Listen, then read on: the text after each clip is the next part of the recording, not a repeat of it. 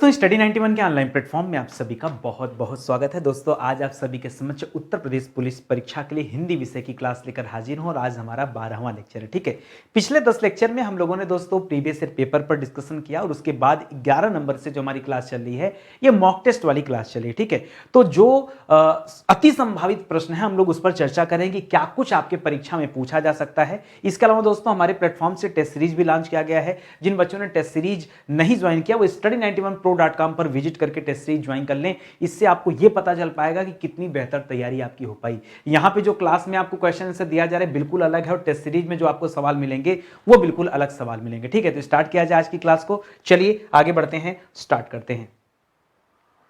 दोस्तों हमारे टीम की तरफ से यहाँ कई सारी किताबें लॉन्च की गई हैं, जिसमें दोस्तों आपकी अपनी हिंदी की किताब, समीक्षा अधिकारी किताब, पुलिस परीक्षा के लिए किताब, टेट परीक्षा के लिए किताब, सुपर टेट के लिए किताबें, सी टेट के लिए किताबें, तमाम एग्जाम के लिए दोस्तों परीक्षा वाइज भी किताबें अवेलेबल है और सब्जेक्ट वाइज भी दोस्तों किताबें आ चुकी हैं। तो आप अगर इन किताबों को लेना चाहते हैं तो हमारे स्टडी 91 के वेबसाइट एप्लीकेशन पर विजिट कीजिए, जहां से आपको किताबें मिल जाएंगी। ऊपर हमारा हेल्पलाइन नंबर दिया गया है, कहीं आपको डाउट है, कोई परेशानी है तो आप जुड़कर उसका समाधान प्राप्त कर सकते हैं। स्टार्ट किया जाए सवालों को, चलिए फटाफट देखते हैं। तो पहला सवाल है आपकी स्क्रीन पर। याद रखिएगा दोस्तों जो अति संभावित प्रश्न है हम उन्हीं प्रश्नों पर दोस्तों चर्चा कर रहे हैं जो मोस्ट इंपॉर्टेंट और पूछे जा सकते हैं। ठीक है, तो लिख रहा दोस्तों कि निम्नलिखित में से किस शब्द में अप उपसर्ग नहीं है। किस शब्द में दोस्तों अप उपसर्ग नहीं है, ये नहीं वाला सवाल है, ध्यान दीजिएगा। और पहले याद रखिए बच्चा जानता है कि उपसर्ग जो होता है ये हमेशा कहां लगता है दोस्तों, ये शब्द के प्रारंभ में लगता है। कहां लगता है दोस्तों, शब्द के प्रारंभ में उपसर्ग लगता है और अंत में क्या लगता है, प्रत्यय लगता है। ठीक है,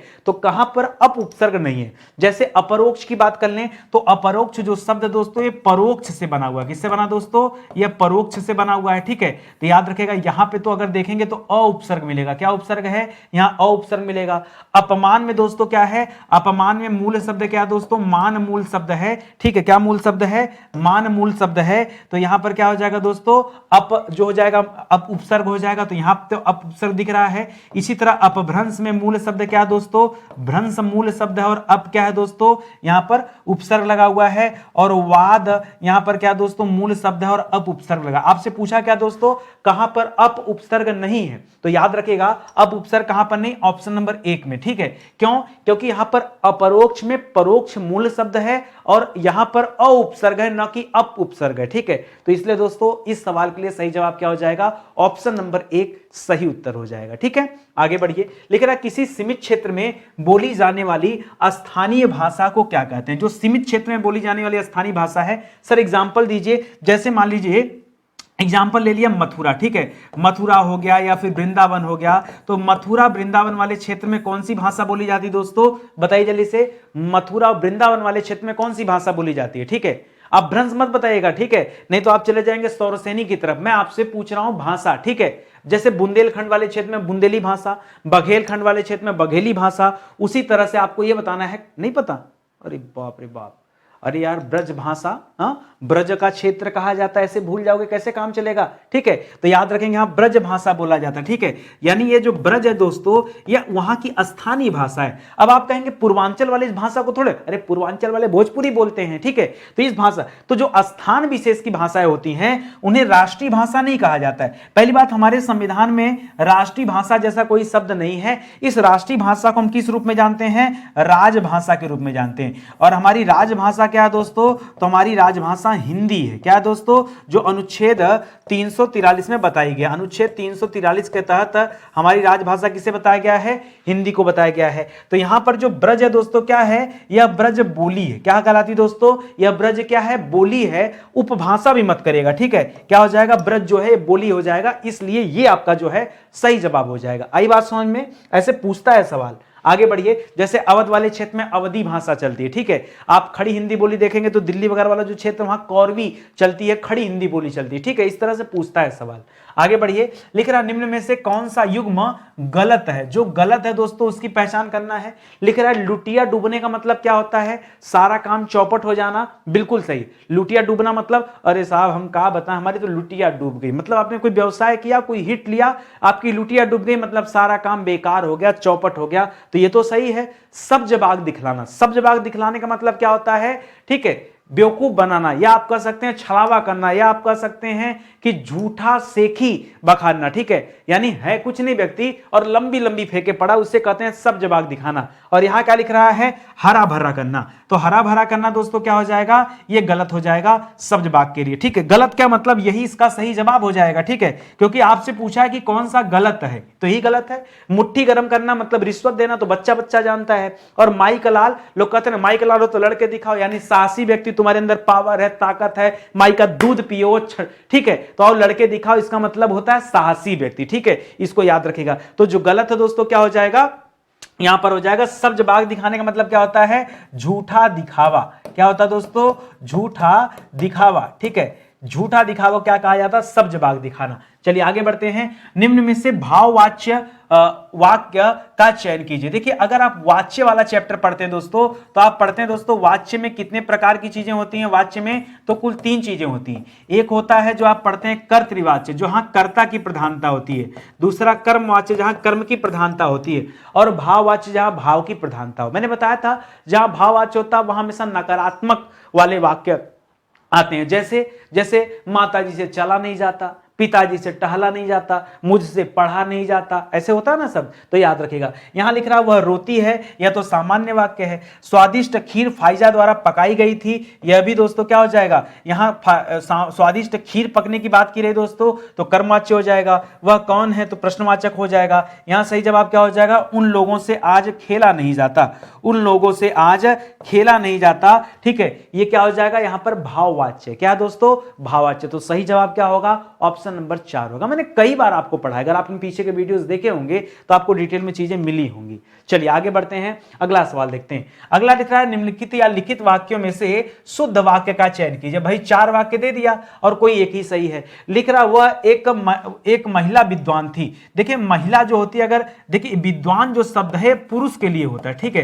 पुरुष यानी क्या होता है दोस्तों, यह पुल्लिंग के लिए होता है, ठीक है। पुल्लिंग के लिए क्या यूज होता है, विद्वान शब्द होता है। और विदुषी शब्द दोस्तों महिला के लिए होगा, तो वह एक विदुषी महिला थी, ठीक है। विद्वान तो काट दीजिए, वह विदुषी महिला थी, वह 2 बार कर दिया, यह भी गलत हो जाएगा। तो जो सही उत्तर है वो ऑप्शन नंबर 2 हो जाएगा कि वह एक विदुषी महिला थी। अगर विद्वान कहता तो विद्वान पुरुष था यह बोलना चाहिए, विद्वान व्यक्ति था यह कहना चाहिए, ठीक है। आगे बात समझ में, तो 2 नंबर सही हो जाएगा।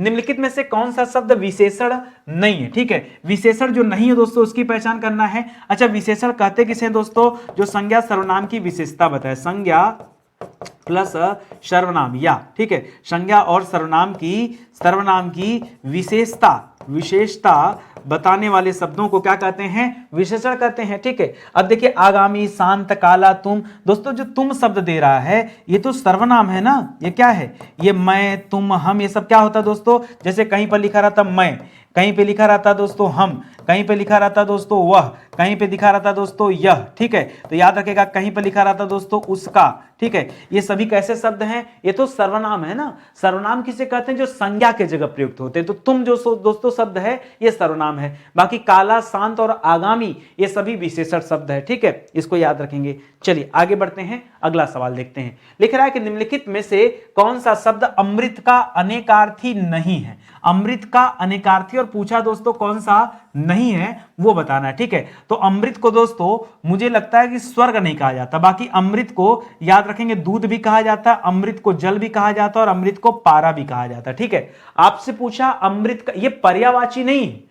ये अगर आपके दिमाग में आ रहा है सर अमृत को यहां पीयूष कह दें, देखिए आप पीयूष कह देंगे अमृत को यहां आप सोम कह देंगे, ठीक है। अमृत को आप सुधा कह देंगे, तो ये जो शब्द है दोस्तों ये तो पर्यायवाची है। ये क्या होता है दोस्तों, ये तो आपका पर्यायवाची है। ये क्या है दोस्तों, ये पर्यायवाची। यहां पर्यायवाची की बात नहीं हो रही है, यहां अनेकार्थी की बात हो रही है कि भाई अमृत के अनेक अर्थ होते हैं। जैसे अमृत का अर्थ दोस्तों जीवन भी होता है, अमृत का अर्थ दोस्तों घी भी होता है, धन भी होता है। अमृत का अर्थ याद रखेगा घी भी होता है, अमृत का अर्थ धन भी होता है, अमृत का अर्थ जीवन भी होता है, अमृत का अर्थ आप नहीं जानते हैं शिव भी होता है, शिव, जी हाँ, अमृत शिव को भी कहते हैं, जीवन को भी कहते हैं, धन को भी कहते हैं, घी को भी कहते हैं, सुधा को भी कहते हैं, दूध को भी कहते हैं, जल को भी कहते हैं, पारा को भी कहते हैं। ये अनेकार्थी है, ठीक है। तो अपने आप में लेबल का सवाल है, ठीक है। देखिए पूरी क्लास पढ़ेंगे तो हमेशा आपको बहुत कुछ सीखने को मिलेगा, समझने को मिलेगा। चलिए आगे बढ़ते हैं। लिख रहा है शांत रस का स्थायी भाव है। शांत रस का स्थायी भाव दोस्तों क्या बताना है? जैसे जो रति है ना, ये श्रृंगार रस का स्थायी भाव है। किसका स्थायी भाव दोस्तों? यह श्रृंगार रस का स्थायी भाव है, तो गलत जवाब हो जाएगा। शोक दोस्तों किसका स्थायी भाव है? यह करुण रस का स्थायी भाव है, ठीक है। यह करुण रस का स्थायी भाव है। निर्वेद सही जवाब हो जाएगा। निर्वेद किस रस का स्थायी भाव दोस्तों? यह शांत रस का स्थायी भाव है। विस्मय दोस्तों किसका स्थायी भाव है? यह अद्भुत रस का स्थायी भाव है, अद्भुत रस, ठीक है। इसी तरह से पूछता है, जैसे आपसे पूछ दिया उत्साह, उत्साह मान लीजिए 5वें नंबर पे ऑप्शन दे दिया, उत्साह किसका स्थायी भाव है? तो याद रखेगा उत्साह जो शब्द है यह वीर रस का स्थायी भाव है, ठीक है। इसी तरह से और दे दिया, मान लीजिए क्या हो गया, और कुछ बचा है? हाँ, जैसे आपसे पूछ दिया जुगुप्सा, जुगुप्सा किसका स्थायी भाव दोस्तों? जुगुप्सा तो याद रखेगा विभत्स रस का, ठीक है। जुगुप्सा किसका स्थायी भाव है? याद रखेगा विभत्स रस, किसका? विभत्स रस का स्थायी भाव क्या दोस्तों? जुगुप्सा। इसी तरह से हास, हास, हास किसका स्थायी भाव है? तो हास्य रस का स्थायी भाव है। तो ये सब याद रखेंगे। आई बात समझ में? चलिए आगे बढ़ते हैं दोस्तों। हाँ, एक सवाल और याद रखिए जो पूछता है खूब कि भरत मुनि जो क्या कहा जाता है दोस्तों? रस का आचार्य इन्हें कहा जाता है। इन्होंने रसों की संख्या कितनी बताई दोस्तों? तो इनके अनुसार रसों की जो संख्या है वो मात्र कितनी दोस्तों? 8 है। कितनी है? 8। और बाकी के विद्वान कितना मानते हैं? तो 11 तक लोग पहुंच गए, ठीक है। आगे बढ़िए। निम्नलिखित में से कौन सा विसर्ग संधि है? विसर्ग संधि जो दोस्तों बताना है, ठीक है। जैसे निरंतर, तो निरंतर तो दोस्तों विसर्ग संधि हो जाएगा। क्यों? क्योंकि निरंतर का जब आप संधि विच्छेद करेंगे तो मिलेगा आपको निह धन अंतर। क्या मिलेगा? निह धन अंतर। तो यही क्या हो जाएगा दोस्तों? विसर्ग संधि। बाकी अगर किसी बच्चों को लग रहा है दिग्गज होगा तो गलत है। दिग्गज का संधि विच्छेद क्या होता है? याद रखेगा दिक् दिक् धन गज, ठीक है। तो यही क आधा ग बन जाता है। तो यहां पर दोस्तों ये व्यंजन संधि का उदाहरण है। किसका है? व्यंजन संधि का। उसी तरह से जगदीश जो शब्द है, याद रखेंगे जगत धन ईस, ठीक है। जगत धन ईस शब्द से दोस्तों क्या बना है? जगदीश बना है। यह भी व्यंजन संधि का एग्जांपल है, ठीक है। इसी तरह से महिष जो लिखा दोस्तों, याद रखेंगे महाधन ईस। जी हाँ, महाधन ईस में क्या हो जाएगा दोस्तों? यह दीर्घ स्वर संधि का एग्जांपल है, ठीक है, महिष। और इसी की जगह अगर 5वें नंबर पे महेश लिख देता तब क्या हो जाता? जैसे महिष की जगह महेश, तो महेश में हो जाता महाधन ईस। महाधन ईस बराबर महेश हो जाता। और तब यहां पे आ जाता दोस्तों गुड़ स्वर संधि। क्या आ जाता? गुड़ स्वर संधि, ठीक है। इतना अंतर होता है। देखिए महिष और महेश में कितना बड़ा अंतर है ये आप ध्यान दीजिए, ठीक है। तो ऐसे ही सवाल दोस्तों पूछा जाता परीक्षा में। फिलहाल के लिए ये जो 2, 3, 4 है आपका गलत जवाब दिया गया है, ये आप ध्यान रखेंगे। आई बात समझ में? मेरी बात से संतुष्ट तो है ना? अच्छे से बस देखते चलो, ठीक है। अलंकार का शाब्दिक अर्थ दोस्तों क्या होता है? तो अलंकार वस्त्र को नहीं कहते, अलंकार आभूषण को कहा जाता है, ठीक है। आभूषण का दोस्तों अगर आप पर्यायवाची देखेंगे तो वहां भी दोस्तों आभूषण के पर्यायवाची में अलंकार शब्द मिलता है। बाकी आभूषण के पर्यायवाची में आपको गहना शब्द मिलता है, आभूषण के पर्यायवाची में आपको जेवर शब्द मिलता है सब ना, ठीक है। ये सब भी आप याद रखेगा। चलिए आगे बढ़ते हैं। लिख रहा संस्था का बहुवचन क्या है ये आपको बताना। संस्था शब्द दिया है तो संस्था शब्द का बहुवचन, संस्थापन तो कुछ होता ही नहीं है। संस्था का संस्थाएं हो जाता है, संस्थागत और संस्थाओं नहीं होगा, ठीक है। अच्छा, बहुत सारे बच्चे संस्थाएं और संस्थाओं में अंतर नहीं कर पा रहे हैं कि भाई संस्था का बहुवचन संस्थाएं करें या संस्थाओं करें, ठीक है। तो संस्थाएं होता है, संस्थाओं नहीं होता। ये आपके जेहन में बैठा होगा किसी वजह से, लेकिन ये दोस्तों क्या है? गलत जवाब है। याद रखिए आ के बाद अगर लास्ट में आ होता तो वहां ए बनता है। क्या बनता है? ए बनता है, ठीक है। चलिए, कह रहा रही मन पानी राखिए बिन पानी सब सून, पानी गए न उबरे मोती मानुष चून। यहाँ कौन सा अर्थ है दोस्तों? कौन सा अलंकार है? तो यहाँ जहां जहां पानी लिखा है तीनों पानी का अलग अलग अर्थ है, इसलिए यहां पर श्लेष अलंकार है। क्योंकि श्लेष का अर्थ होता है चिपका हुआ अर्थ। श्लेष का मतलब क्या है? चिपका हुआ अर्थ। और यहाँ पानी के दोस्तों चिपके हुए अर्थ है। एक ही चीज लिखा है लेकिन उसकी अलग अलग अर्थ हैं, आप याद रखेंगे, ठीक है। अच्छा, किसी क्लास में दोस्तों मैंने आपको बताया था शब्दालंकार और अर्थालंकार, आपको याद है क्या? मैंने आपको पढ़ाया था शब्दालंकार और अर्थालंकार, ठीक है, शब्द और अर्थालंकार। और मैंने आपको बताया भी था कि कैसे आप इसे याद रखेंगे। जो जनरली जो चीजें हम लोग पढ़ते हैं, जो हमें आता है ना, वो पूछा जाता है परीक्षा में। सुनिएगा ध्यान से, जैसे जब आपसे शब्दालंकार पूछे ना, तो शब्दा में याद रखेगा, आप पढ़ते होंगे अनुप्रास अलंकार। ये जो यमक पढ़ रहे हैं आप, जो श्लेष पढ़ रहे हैं, सब किसके कहां आते हैं दोस्तों? ये शब्द अलंकार में ही आते हैं। तो आप याद रखेगा, कभी भी परीक्षा में पूछे कि अनुप्रास अलंकार किस प्रकार का अलंकार है, या फिर यमक अलंकार किस प्रकार का अलंकार है, या फिर श्लेष दोस्तों किस प्रकार का। अच्छा, श्लेष भी यहां लेंगे कि नहीं, क्योंकि कई सारे बच्चे उपमा पूछते हैं, ठीक है। तो देखिए, जो उपमा अलंकार पढ़ते हैं वो अर्थालंकार है। आप जो रूपक अलंकार पढ़ते हैं वो अर्थालंकार है। आप जो उपमा, रूपक और क्या पढ़ते हैं दोस्तों, उत्प्रेक्षा, ये यहां वाले क्लेश में आता है, ठीक है। तो इसको जरूर याद रखिएगा। मोस्ट कंफ्यूजन दोस्तों ये यहीं से बनता है, शब्द और अर्था की जब बात आती है, ठीक है, याद रखेंगे ना। अच्छा, यमक और श्लेष में क्या अंतर होता है सुनिए। जैसे ऑप्शन दिया था यहां यमक का भी श्लेष का भी ना, तो यमक और श्लेष में क्या होता है, यमक अलंकार में क्या होता है, एक शब्द दो बार आते हैं और उसके अर्थ अलग अलग होते हैं। शब्द दो बार आएगा और दोनों के अर्थ अलग अलग होंगे। और यहां क्या होता है कि शब्द कई बार आता है, दो बार ही नहीं, कई बार आता है, तब भी उसके अर्थ अलग अलग होते हैं। तो इसलिए दोस्तों यहां पर श्लेष अलंकार होता है, ठीक है। चलिए आगे बढ़ते हैं दोस्तों, अगला सवाल देखते हैं। अगला सवाल लिख रहा है, कर्म कारक के लिए प्रयुक्त होने वाला चिन्ह, कारक चिन्ह बताना। तो ने जो चिन्ह है दोस्तों, ये कर्ता कारक के लिए प्रयोग होता है। किसके लिए प्रयुक्त होता है दोस्तों? ये कर्ता कारक के लिए प्रयुक्त किया जाता है। इसी तरह से के लिए जो शब्द है दोस्तों, ये संप्रदान कारक के लिए प्रयोग किया जाता है। किसके लिए? संप्रदान कारक, ठीक है। कर्ता ने कर्म को करण से, कर्म के लिए दोस्तों को का प्रयोग करते हैं। इस को का प्रयोग किसके लिए करते हैं? कर्म कारक के लिए। और करक का से का प्रयोग किसके लिए करते हैं? करण कारक के लिए, ठीक है। तो याद रखेंगे, इस सवाल का जो सही जवाब होगा वो हो जाएगा को, ठीक है। बाकी का उत्तर क्या हो जाएगा? गलत हो जाएगा। कुछ और चीज याद रखेगा, जैसे पूछता है, मान लीजिए परीक्षा में दे दिया में या पर, ये किसके लिए होता है दोस्तों? तो में या पर दोस्तों ये अधिकरण कारक के लिए होता है। किसके लिए होता है? अधिकरण कारक के लिए होता है। और एक और नोट कर लीजिए, एक और से पूछता है, लेकिन इस से का अर्थ दोस्तों अलगाव होता है। क्या होता है? अलगाव। तब अलगाव पूछेगा तब आप क्या बताएंगे दोस्तों? तब बताएगा अपादान कारक। क्या बताएंगे? अपादान कारक। अब तो पूरी बातें याद हो गई ना सर, आप तो पूरा का पूरा चैप्टर यहीं पढ़ा दे रहे हैं, ठीक है। यही तो करने आए, हमें रिकॉल करना है। हमें ये सोचना है कि जो जो चैप्टर हमने पढ़ा है वहां से कौन कौन से सवाल बन सकते हैं, कैसे कैसे बन सकते हैं। सीमित समय में उन सभी सवाल को हल करना है, ठीक है। चलिए आगे बढ़ते हैं। कह रहा जो कठिनाई से जीता जा सके उसके लिए एक शब्द बताइए। देखिए, विजय तो होगा नहीं, ठीक है। विजय तो दोस्तों किसे कहते हैं? विजय जीत को कहा जाता है, जीत को विजय कहा जाता है। अज्ञेय लिखा है ना, अज्ञेय का मतलब होता है जिसे जाना ना जा सके, जिसे जाना न जा सके, जिसे जाना ना जा सके उसे अज्ञेय कहते हैं। अजेय किसे कहते हैं दोस्तों? जिसे जीता ना जा सके, जिसे जीता न जा सके। लेकिन यहां ऐसा नहीं कह रहा है, यहां कह रहा है कि जीत सकते हो, बस कठिनाई दे दिया है। तो कठिनाई वाले को क्या कहते हैं दोस्तों? दुर्जेय। जिसे जीतना कठिन हो, जिसे जीतना कठिन हो, उसे क्या कहते हैं दोस्तों? जिसे जीतना कठिन हो उसे कहते हैं दुर्जेय। क्या कहते हैं? दुर्जेय। तो ऑप्शन नंबर 4 आप याद रखेगा, ये बिल्कुल सही जवाब हो जाएगा, ठीक है। आगे बढ़ा जाए, चलिए आगे बढ़ते हैं, अगला सवाल देखते हैं। देख रहा, आवाहन का विलोम क्या होगा? तो अवगाहन कोई शब्द होता नहीं है।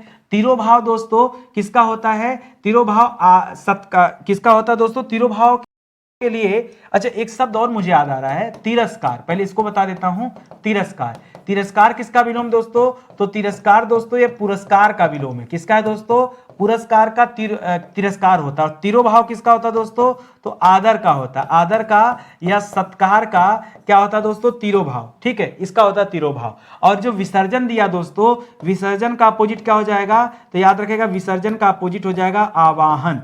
यानी देवी देवताओं का आवाहन करना मतलब बुलाना, और विसर्जन यानी उन्हें वापस भेजना। इसी तरह से एक शब्द है, धन्यवाद तो छोड़ दीजिए, ठीक है। इसी तरह से एक शब्द होता है सत्रावसान, सत्रावहूत, ठीक है। सत्रावसान, यानी यह दो शब्दों से मिलकर बना है सत्रधन अवसान, ठीक है। और इसका विलोम होता है सत्राहूत। क्या होता है? सत्राहूत। तो इसका अर्थ होता है सत्रधन आहूत। आहूत का मतलब होता है बुलाना, और अवसान का मतलब क्या होता है? वापस भेजना, ठीक है। ये भी याद रखेगा। तो ये आहूत और अवसान वाला भी सवाल पूछता है परीक्षा में, ठीक है।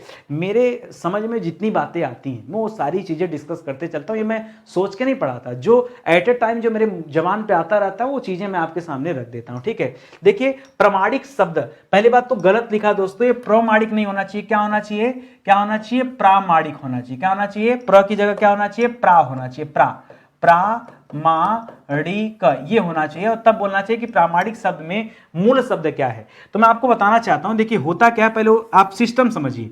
प्रमाण जो है ना, मूल शब्द क्या होता है, प्रमाण होता है। लेकिन इस प्रमाण में दोस्तों जब इक प्रत्यय लगता है तो याद रखिएगा हमेशा एक आ की मात्रा जुड़ती है। आ की मात्रा प्रथम वर्ण के साथ लग जाती है, स्वतः लग जाती है, ठीक है, ये काम है। इसीलिए ये जो प्रमाण शब्द है ये बन जाता है प्रामाणिक, ठीक है। मैं आपको और कई सारे एग्जांपल देता हूं, सुनिएगा। जैसे एक एग्जांपल दोस्तों आंशिक, क्या एग्जांपल है, आंशिक। आंशिक में मूल शब्द मिलेगा अंश और उसमें जुड़ेगा इक, लेकिन देखिए अ की जगह आ बन गया। इसी तरह से शब्द दूंगा मैं आपको धार्मिक। धार्मिक में मूल शब्द क्या हो जाता है, धर्म होता है और इक प्रत्यय जुड़ता है, ठीक है। इसी तरह से और लीजिए सवाल, जैसे मिलता है साप्ताहिक, क्या मिलता है, साप्ताहिक, तो क्या बनता है दोस्तों, सप्ताह मूल शब्द होता है और इसमें इक प्रत्यय जुड़ गया। ऐसे बहुत सारे शब्द हैं, ठीक है। जैसे मर्म से मार्मिक बन गया, जैसे वर्ष से वार्षिक बन गया, जैसे मनस से मानसिक बन गया, जैसे शरीर से शारीरिक बन गया। ऐसे बहुत सारे शब्द हैं, ठीक है। आप याद करेंगे तो सब दिमाग में आता जाएगा। तो इस हिसाब से प्रमाणित तो होगा नहीं, प्रमाण धन इक होगा। ये आपका ऑप्शन नंबर 2 दोस्तों बिल्कुल सही जवाब होगा इस सवाल का। आई बात समझ में। और प्रत्यय पूछा तो प्रत्यय हमेशा कहां लगता है, शब्द के अंत में लगता है। प्रत्यय हमेशा कहां लगता है दोस्तों, याद रखेंगे शब्द के अंत में लगता प्रत्यय, और यहां पर प्रत्यय क्या है दोस्तों, तो इक प्रत्यय लगा है, प्रमाण धन इक, तो इक प्रत्यय आ जाएगा। इस प्रकार ये आपका सही जवाब हो जाएगा। मैं बताना चाहता हूं दोस्तों, हमने एक नया पोर्टल बनाया, हमारे पास स्टडी 91 का एप्लीकेशन भी है, वेबसाइट भी है, बट बच्चों का डिमांड आ रहा था कि नहीं सर हमें बढ़िया टेस्ट सीरीज की जरूरत है, टेस्ट सीरीज की जरूरत है, क्योंकि उसके बिना तैयारी कहीं ना कहीं अधूरी होती है। तो हमारा एक नया प्लेटफॉर्म तैयार हुआ जिसका नाम है दोस्तों study91pro.com। क्या है दोस्तों, study91pro.com इसका नाम है। इस pro.com के नाम की वेबसाइट भी है और इसी नाम का एप्लीकेशन भी। आप कभी गूगल पे, प्ले स्टोर पे आइए, वहां study91 pro डाउनलोड करिए। ये सारे एग्जाम जो लिखा है मिल रहा है ना, ये सभी एग्जाम के लिए दोस्तों आपको टेस्ट सीरीज यहां इस पोर्टल पर अवेलेबल कराया गया है, ताकि परीक्षा से पहले अपने आप को आप देख पाओ, जान पाओ, समझ पाओ कि कहां कि टॉपिक मजबूत है और किस टॉपिक में हम कमजोर हैं, ताकि दोबारा मेहनत कर सके, ताकि परीक्षा में उस टॉपिक से अगर सवाल आए तो गलतियां नहीं होनी चाहिए, ठीक है। तो आप आइए, यहां दोस्तों आपको मॉक टेस्ट भी मिल जाएगा, यहां सेक्शनल टेस्ट भी मिल जाएगा, यानी विषय वाइज टेस्ट भी मिल जाएगा, प्रीवियस ईयर पेपर का सोल्यूशन भी मिल जाएगा और करंट अफेयर भी मिल जाएगा। तो इससे ज्यादा मुझे नहीं लगता आपको किसी चीज की जरूरत है। तो ये सारी चीजों का पैकेज है, आप आके ज्वाइन कर सकते हैं, ठीक है। चलिए स्टार्ट किया जाए आगे के सवालों को। अगला सवाल दे रहा है कि कौन सा शब्द गणेश का पर्यायवाची नहीं है, कौन सा नहीं है दोस्तों वो बताना है। तो गणेश को विनायक भी कहते हैं, गणेश को एक दंत कहते हैं और गणेश को लंबोदर भी कहते हैं। ये जो धनद दिया दोस्तों, ये धनद जो शब्द दिया है ये गणेश को नहीं कहा जाता। अब बात आता दोस्तों, धनद अगर गणेश जी को नहीं कहा जाता तो किसे कहा जाता है। धनद दोस्तों किसे कहते हैं, धनद को यक्षराज कहते हैं, धनद को कुबेर कहते हैं, क्या कहते हैं, कुबेर। धनद को धनश्री कहते हैं, क्या कहते हैं दोस्तों, धनश्री कहते हैं। धनद को धनाधिप कहते हैं, धनद को धनेश्वर कहते हैं, क्या कहते हैं, धनेश्वर। ये सब कुबेर का पर्यायवाची है और कुबेर के लिए दोस्तों एक पर्यायवाची यक्षराज भी है, ठीक है। तो ये भी याद रखिएगा, ठीक है, याद रहेगा ना आपको। तो ये दोस्तों अलग हो जाएगा। तो ऑप्शन नंबर 3 दोस्तों गलत है। बाकी अगर गणेश जी की बात कर देंगे तो एक दंत दयावंत चार भुजाधारी सब उनके नाम में आता है, ठीक है। और इसी तरह से लंबोदर, लंबा है उदर जिसका, एक है जिसके पास एक दांत हो, गज बदन, गज मतलब हाथी का बदन हो जिसका, तो इस तरह से है। शिवासुत, शिवासुत मतलब जो शिवा यानी माता पार्वती के जो पुत्र हैं, पार्वती नंदन, ठीक है, शिव नंदन, ठीक है, ठीक है। ये सब किसके पर्यायवाची दोस्तों, याद रखेंगे, इन्हीं गणेश जी का पर्यायवाची है, याद रखेंगे। अगला सवाल देखिए, मैं खाना खा चुका था। इस वाक्य में कौन सा भूतकालिक भेद है ये बताना है। अब भाई खाना खा चुका हूं नहीं, खा चुका था, यानी भूतकाल की बात है, लेकिन कैसा भूतकाल है, क्या संदिग्ध है, भाई खाना खा चुका तो इसमें संदेह कहां है, ठीक है।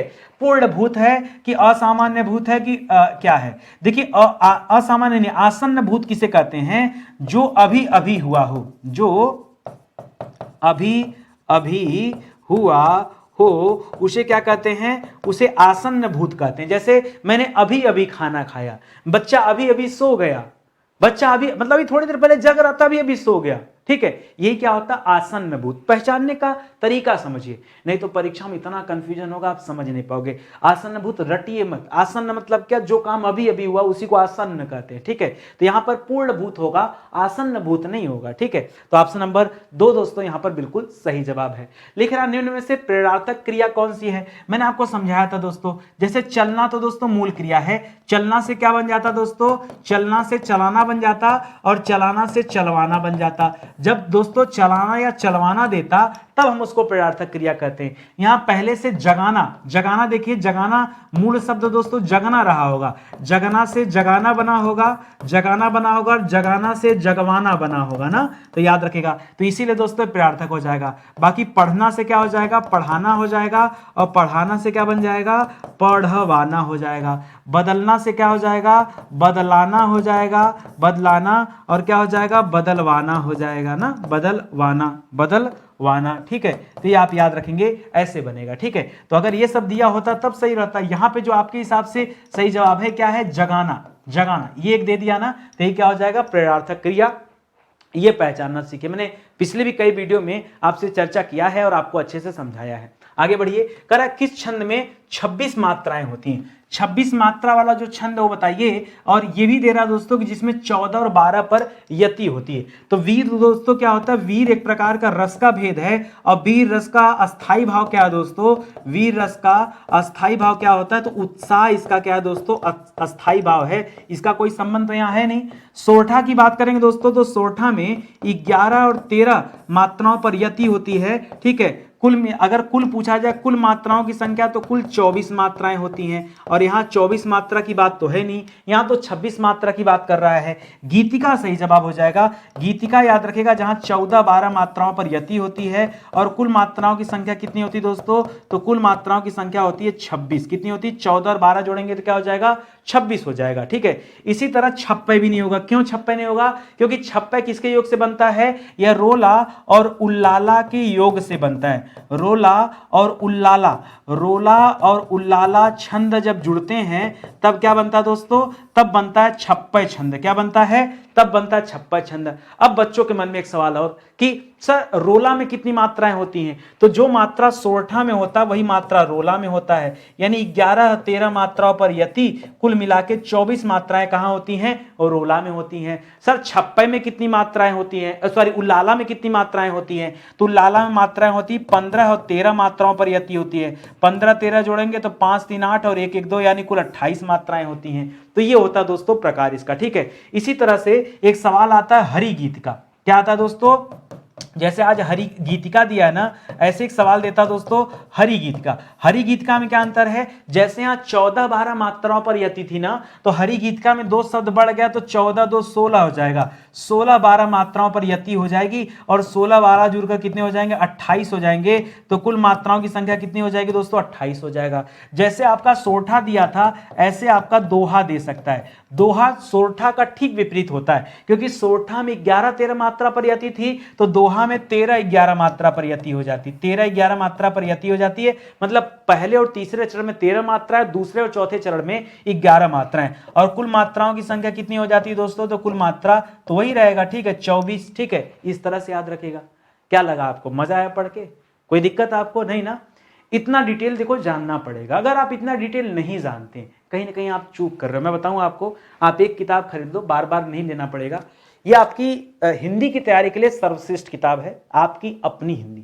पूरा 624 पेज की किताब है दोस्तों, पूरे 6000 सवाल इस किताब में है, डिटेल में एक एक चैप्टर दिया गया। इससे बढ़िया किताब आप मार्केट में ढूंढना नहीं मिलेगा। और सबसे बड़ी बात है कि पूरी तरह से अपडेट किताब है, पूरी तरह से अपडेटेड है दोस्तों ये किताब। ये किताब आपको हमारे ऑनलाइन प्लेटफॉर्म पे मिल जाएगा, स्टडी 91 के एप्लीकेशन पर, स्टडी 91 के वेबसाइट पर। आप विजिट तो कीजिए एक बार, देखिए तो सही लेकर के, फिर आपको पता चलेगा। चलिए आगे बढ़ते हैं, अगला सवाल करते हैं। ठीक है, अगला सवाल पढ़िए क्या दिया है। लिख रहा है कि वह अपनी कक्षा का सर्वाधिक प्रतिभाशाली छात्र है।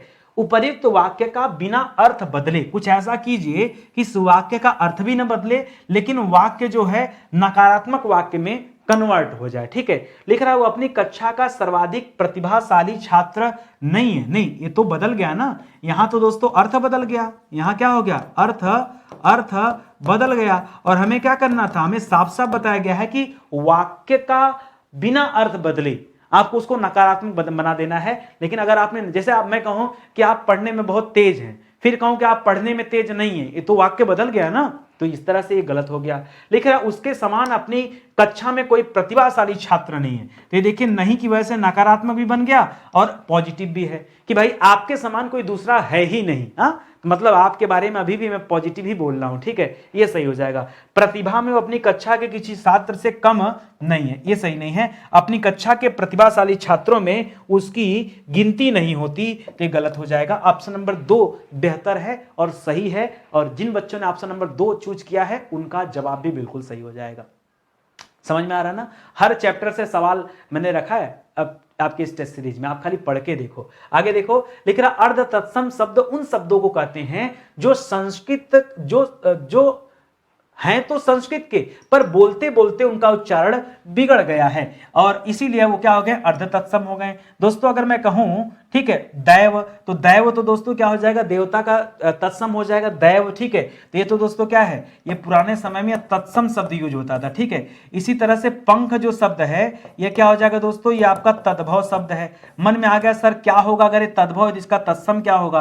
पंख का तत्सम हो जाता दोस्तों पक्ष, क्या हो जाता दोस्तों, ये पक्ष जो रखा है ये तत्सम शब्द हो जाएगा। अक्षर दोस्तों सही जवाब हो जाएगा, क्योंकि अक्षर जो शब्द लिखा है यह अर्ध तत्सम है। क्या दोस्तों, यह अर्ध तत्सम शब्द है, और इस अर्ध तत्सम का तत्सम रूप क्या है दोस्तों, ये अक्षर जो शब्द है ये तत्सम शब्द है। और बच्चा दोस्तों क्या है दोस्तों, तो बच्चा भी आपका तद्भव शब्द है। बच्चा का तत्सम क्या हो जाएगा, तो बच्चा का तत्सम हो जाता है वत्स। क्या हो जाता है दोस्तों, बच्चा का तत्सम क्या हो जाता है, वत्स हो जाता है।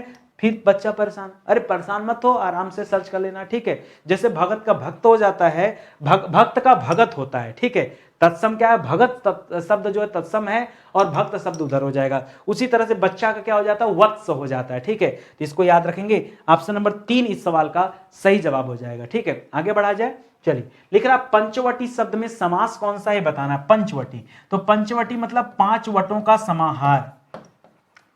पंचवटी का अर्थ क्या दोस्तों, आप इसका समास विग्रह करेंगे तो पंच माने हो जाएगा 5 वटों मतलब क्या दोस्तों, वटों मतलब बरगद का वृक्ष। ठीक है, बरगद का 5 वटों का समूह या समाहार। ठीक है, तो याद रखेगा जहां पहला पद संख्यावाची हो, पहला पद अगर संख्यावाची दे रहा है तो हमेशा उत्तर क्या होगा दोस्तों, उत्तर हमेशा हो जाएगा द्विगु समास। क्या उत्तर होगा, पहला पद अगर संख्यावाची तो उत्तर क्या होगा, द्विगु समास। द्वंद्व समास नहीं होगा। द्वंद्व समास में याद रखेगा दोनों पद प्रधान होते हैं। क्या होते हैं दोस्तों, दोनों पद प्रधान होते हैं। किसमें दोस्तों, द्वंद्व समास में द्विगु होगा, याद रखेंगे। बहुव्रीहि और कर्मधारय भी नहीं होगा। कर्मधारय में विशेषण विशेष आता है या उपमान उपमेय आ जाता है, और बहुव्रीहि में कोई तीसरा पद प्रधान बन जाता है। ठीक है, तब होता। चलिए, वह स्वतः ही जान जाएगा में वह कौन सा सर्वनाम है। देखिए यहां पे 2 बातें पूछता है, परीक्षा में ध्यान दीजिएगा। अब जल्दीबाजी में बच्चे को ध्यान जाता है स्वतः। स्वतः का मतलब क्या होता है दोस्तों, स्वतः का मतलब होता है अपने आप, या स्वतः का अर्थ होता है स्वयं। तो कभी दोस्तों आपसे अगर इसके बारे में पूछता ना कि यहां पर कौन सा सर्वनाम है, तब आप बताते दोस्तों यहां पर निजवाचक सर्वनाम है। क्या तो दोस्तों, यहां निजवाचक सर्वनाम है। लेकिन परीक्षा में आपसे स्वतः के बारे में नहीं पूछ रहा, आपसे तो वह के बारे में पूछ रहा है। तो वह क्या दोस्तों, वह जो है पुरुषवाचक सर्वनाम है, यह ध्यान दीजिएगा। बहुत सारे बच्चे ने इतने स्पीड में होते हैं कि वह स्वतः देखकर तुरंत कहां पहुंच गए, निजवाचक सर्वनाम में चले गए, और ऑप्शन नंबर 2 टिक किया और यहीं पर उत्तर गलत हो गया। मैंने समझा दिया, आप ध्यान से कीजिएगा, गलती नहीं करनी है आपको। आई बात समझ में। चलिए आगे बढ़ते हैं दोस्तों, अगला सवाल देखिए। लिख रहा है कि 1955 में माखनलाल चतुर्वेदी को किस कृति के लिए साहित्य अकादमी पुरस्कार दिया गया था? तो उनकी रचना थी दोस्तों हिम तरंगिनी।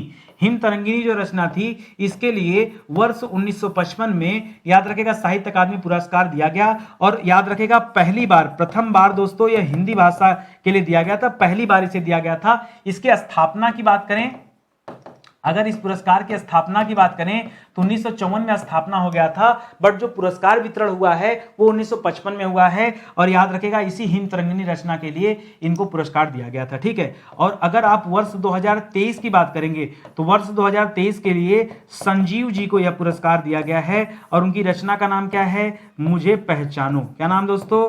मुझे पहचानो, ठीक है। मैं हूं डॉन, नहीं डॉन उन्मत करिएगा, याद करने का तरीका, ठीक है। और दोस्तों ये जो लिख रहा है माता युग ना, और जो चरण लिख रहा है गलत है। और ऐसा क्यों लिखा, वो खाली आपको कंफ्यूज करने के लिए दिया है। याद रखेंगे माखनलाल चतुर्वेदी जी की बात करेंगे तो इनकी 2-3 रचनाएं हैं। जैसे माखनलाल चतुर्वेदी जी की रचनाओं में किसका नाम आता है दोस्तों? जैसे हिम तरंगिनी है, इसी तरह से इनकी एक रचना दोस्तों हिम किरीटिनी। कौन सी रचना दोस्तों? हिम किरीटिनी रचना है, हिम किरीटिनी रचना है, हिम तरंगिनी रचना है, युग चारण रचना है। क्या रचना का नाम दोस्तों?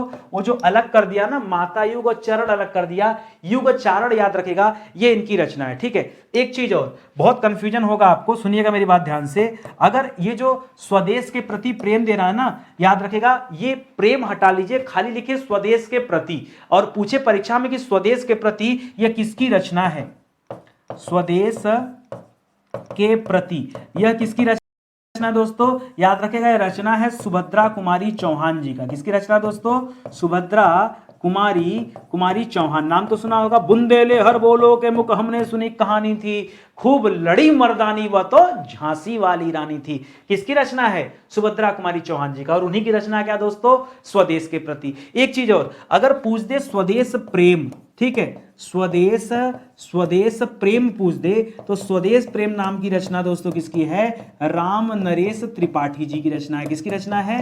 राम नरेश त्रिपाठी। एकदम मतलब अब क्या करेंगे, ऐसा नाम ही इसका ऐसा ना कि न चाहते हुए भी गलती हो जाती बच्चों से, इसलिए पहले से अलर्ट रहिए। आगे देखिए, कर भाषा की सार्थक लघुत्तम इकाई किसे माना जाता है? किसकी दोस्तों? भाषा की। अब जो बच्चा नहीं पढ़ा होगा जल्दीबाजी में वर्ड जवाब देगा, गलत जवाब भैया। यहां क्या पढ़ रहा, क्या बोला जा रहा, पहले उससे सुनिए। क्या लिख रहा है? भाषा का। भाषा, जब आप वाक्यों का प्रयोग करते फटाफट, ये हम कुछ बोल रहे हैं तो भाषा है, हिंदी भाषा हम बोल रहे हैं, ठीक है। तो भाषा की जो सार्थक लघुत्तम सबसे छोटी इकाई भाषा में क्या होती है? तो भाषा के लिए छोटी इकाई किसे माना जाता है दोस्तों? शब्द को माना जाता है, ना कि वर्ड को, ना कि अर्थ को, ना ही मात्रा को। ये आप ध्यान दीजिएगा, किसे माना जाता है? शब्द को माना जाता है। मैं भाषा की सार्थक इकाई पूछ रहा हूं, ठीक है। तो देखिए ध्यान से कि परीक्षा में क्या पूछा गया है, ठीक है। चलिए आगे बढ़ते हैं। करा कि मात्रा की दृष्टि से दोहा के ठीक विपरीत कौन सा होता है? तो ये मैंने अभी थोड़ी देर पहले बताया था कि अगर मैं यहां दोहा की बात करूं, तो दोहा में 13 और 11 मात्राओं पर दोस्तों यति पाई जाती है, और कुल संख्या कितनी होती है? तो कुल संख्या मात्राओं की होती है 24। और दोहा के विपरीत क्या होता है? सोरठा होता है। सोरठा में जो मात्राएं होती है और 11-13 पर यति में होती हैं, तब भी दोस्तों कुल मात्राएं कितनी होती? 24 ही रहती हैं, ठीक है, ये आप याद रखेंगे। उसी तरह से चौपाई में याद रखेंगे 16 मात्राएं पाई जाती हैं। चौपाई में मात्राओं की संख्या कितनी होती है? 16 मात्राएं, और 4 चरण होते हैं। यहाँ पे 4 चरण भी होते हैं, 16 मात्राएं भी होते हैं, ठीक है। छप्पई में दोस्तों मैंने आपको बता ही दिया था, रोला दोस्तों सोरठा के जैसा ही होता है, 11-13 पर होता है यति, कुल 24 मात्राएं होती हैं। छप्पई की बात करें तो छप्पई जो होता है दोस्तों रोला और किसको मिला के बनता है दोस्तों? बताइए, भूल गए? रोला और किसको मिला के छप्पई बनता है? क्या हो गया भैया आपको? इतना तेजी से भूलेंगे? अच्छा सर आपको कैसे पता कि हम भूल गए? पता चलता रहता, अंदर से निकलता रहता, ठीक है। तो छप्पई में दोस्तों रोला और ला से पकड़ लीजिए उल्लाला, रोला और उल्लाला, ये दो को मिला के दोस्तों क्या बनता है? छप्पई बनता है। फिलहाल जो आपका सही जवाब था वो क्या था दोस्तों? सोरठा हो जाएगा, क्योंकि दोहा के विपरीत पूछा था। तो आराम से बता दीजिए सोरठा क्या है, दोहा के विपरीत है। लिख रहा है मैं अपने आप वस्त्र साफ कर लेता हूं। अपने आप का मतलब क्या दोस्तों? चाहे यहां आप अपने आप कहिए, चाहे आप यहां पे स्वयं कहिए कि मैं स्वयं वस्त्र साफ कर लेता हूं, ठीक है। इसमें कौन सा सर्वनाम है? तो प्रश्नवाचक तो है नहीं, निश्चयवाचक भी नहीं है, इसे निजवाचक कहा जाता है। जब कभी स्वयं शब्द दे दे, अपने आप शब्द दे दे, आप शब्द दे दे तो हमेशा उत्तर क्या होगा, निजवाचक उत्तर होगा, ये आप ध्यान दीजिएगा। तो ऑप्शन नंबर 3 दोस्तों यहां सही हो जाएगा। मलिक मोहम्मद जायसी को जायसी कहा जाता है, क्यों कहा जाता है जायसी, करा जायस मत के मानने वाले थे, तो जायस नाम का कोई मत नहीं था, ये आप ध्यान दीजिएगा। लिख रहा जायस नामक गोत्र में पैदा हुए थे, तो क्या नहीं, गोत्र भी नहीं होता है, ये जायस नामक स्थान पे पैदा हुए थे दोस्तों, ये जायस नामक क्या दोस्तों स्थान है, इसलिए इन्हें क्या कहते हैं दोस्तों, जायसी कहा जाता है। और ये जायस नामक स्थान कहां पर दोस्तों, अगर आपसे पूछा जाए कि ठीक है चलिए बताइए कहां पर, कहां से पहले दोस्तों मैं बता दूं, मलिक मोहम्मद जायसी जी को किस लिए जाना जाता है, इनकी रचनाओं के लिए जाना जाता है। और इनकी रचनाओं में दोस्तों क्या आता है, तो सबसे प्रसिद्ध इनकी जो रचना है वो रचना दोस्तों पद्मावत। कौन सी रचना है, पद्मावत, पद्मावत। इसी तरह से याद रखेंगे अखरावट, अखरावट, पद्मावत, अखरावट, आखिरी कलाम, आखिरी कलाम, ठीक है, याद रखेंगे। ये सब किसकी रचना दोस्तों, ये मलिक मोहम्मद जायसी जी की रचना। अब बात आती है कि मलिक मोहम्मद जायसी जी कहां पैदा हुए थे, तो जायस नामक गांव में पैदा हुए थे। और जायस नामक जो गांव है ये कहां है दोस्तों, ये पड़ता है अमेठी में। और अमेठी कहां पड़ता है, यह पड़ता है उत्तर प्रदेश में। कहां पड़ता है, उत्तर प्रदेश में, रायबरेली के पास में दोस्तों अमेठी है, वहीं पर दोस्तों मलिक मोहम्मद जायसी जी का भी जन्म हुआ था। ये मत पूछ दीजिएगा कब हुआ था, सही बताया मैं नहीं पता, ठीक है। हाँ ये पता है कि पद्मावत की रचना कब हुई थी, तो इतिहास में सवाल आता है तो याद रखेगा पद्मावत की रचना हुई थी 1540 ईस्वी में, पद्मावत ग्रंथ की रचना हुई थी। और इस ग्रंथ में इन्होंने रानी पद्मावती के बारे में बताया है, जो कि कहां से बिलोंग करती थी दोस्तों, तो आपने पढ़ा होगा अलाउद्दीन खिलजी ने राणा रतन सिंह पर हमला किया था, आक्रमण किया था, राणा रतन सिंह की पत्नी का नाम पद्मावती था, वो वाली कहानी आपको याद होगी, जहां पर रानी पद्मावती ने जौहर व्रत का पालन किया था, इसलिए सारी इतिहास से जुड़ी है। और अलाउद्दीन खिलजी और राणा रतन सिंह की बात करें, अलाउद्दीन खिलजी और किसकी बात करें, वर्सेज राणा रतन सिंह की बात करें, राणा रतन सिंह की बात करें, तो ये लड़ाई दोस्तों कब हुआ था, ये लड़ाई हुआ था दोस्तों 1303 ईस्वी में। समझो बात को, लड़ाई हुई 1303 में, किताब लिखी गई 1540 में। देखो कितना बड़ा डिफरेंस है, इसलिए पता है लेकिन जन्म हमें नहीं पता, ठीक है। आगे देखिए, लिख रहा उद्धत का विलोम क्या हो जाता दोस्तों, तो उद्धत का क्या हो जाता, विनीत हो जाता है। उद्धत का, पृथक का क्या हो जाएगा दोस्तों, पृथक माने अलग करना, और एकत्र करना माने हो जाता है एक साथ लाना, ठीक है। तो उद्धत का क्या हो जाता दोस्तों, उद्धत का विनीत हो जाता है, उद्धत का विलोम क्या हो जाएगा, विनीत, ठीक है। तैयार का क्या कर सकते हैं, तैयार का अलग से कर सकते हैं क्या, ठीक है। फिलहाल इसको देख लीजिए, ऑप्शन नंबर 3 इस सवाल का सही जवाब है। लिख रहा भवानी शब्द का पुल्लिंग रूप क्या है बताइए, ठीक है। तो भवानी का पुल्लिंग, भवानी तो होगा नहीं, भगवान का स्त्रीलिंग क्या हो जाएगा दोस्तों, भगवती हो जाता है। और भव शब्द से क्या बना है, भवानी बना है। भव से क्या बना दोस्तों, तो भव से भवानी बना है, क्या बना है, भव से भवानी बना है, ठीक है। इसी तरह से देवता से क्या बना दोस्तों, देवता से देवी बना है, ठीक है, देवता से देवी बना है। भव से भवानी बना है, भगवान से भगवती बना है, विद्वान से विदुषी बना हुआ है, मतलब इसका स्त्रीलिंग बता रहा हूं, विद्वान से विदुषी बना हुआ है।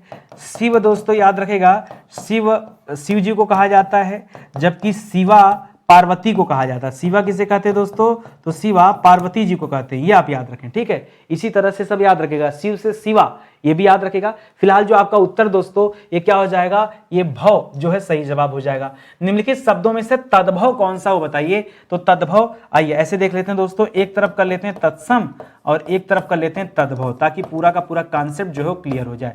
तत्सम शब्द जो है दोस्तों, ये दक्षिण जो है तत्सम शब्द है, और दक्षिण का तद्भव क्या हो जाता है, दाहिना हो जाता है।